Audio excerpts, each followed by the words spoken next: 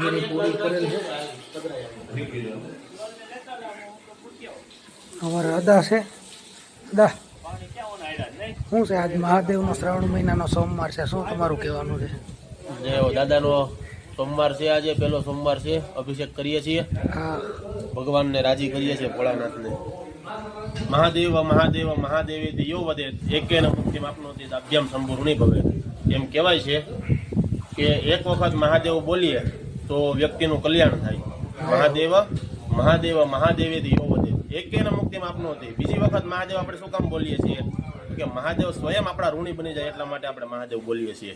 એટલા માટે આ ભગવાન શ્રાવણ મહિનો છે ભગવાનનો, ભગવાનને જેટલી ભક્તિ થાય એટલી ભક્તિ કરીએ, રાજી કરીએ, બને ત્યાં સુધી અભિષેકને ભગવાનનું કરીએ। અને આ દિવ્ય ગિરનાર જેવું જંગલ, ગીર જંગલમાં ઓથલિયાના સાનિધ્યનો ઓથલ પદમણી અને ઓઢા જામ બાપુએ જ્યાં તપ કર્યું હતું ત્યાં ભગવાન રામેશ્વર દાદાના ગુણ ગાઈએ છીએ। જય સોમનાથ, જય મહાદેવ, જય રામેશ્વર।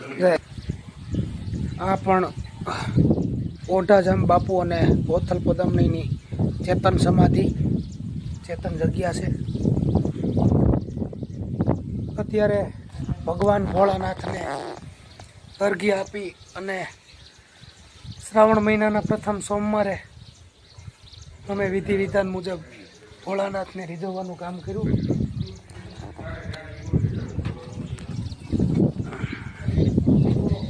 આ રામેશ્વર મહાદેવની જગ્યા છે, લાલપુરની પાસે ઓથલિયા ડુંગર।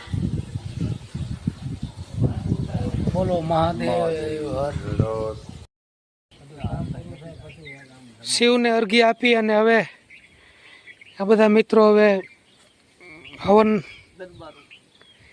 દરબાર ડાયરો બધો છે અમારે, અને હવન હવે મહાદેવનું કરવાનું છે। તો આ છે હવન કુંડ। હમણાં થોડી વારમાં આદા આવે એટલે ચાલુ કરી દઈ, આવે જ છે।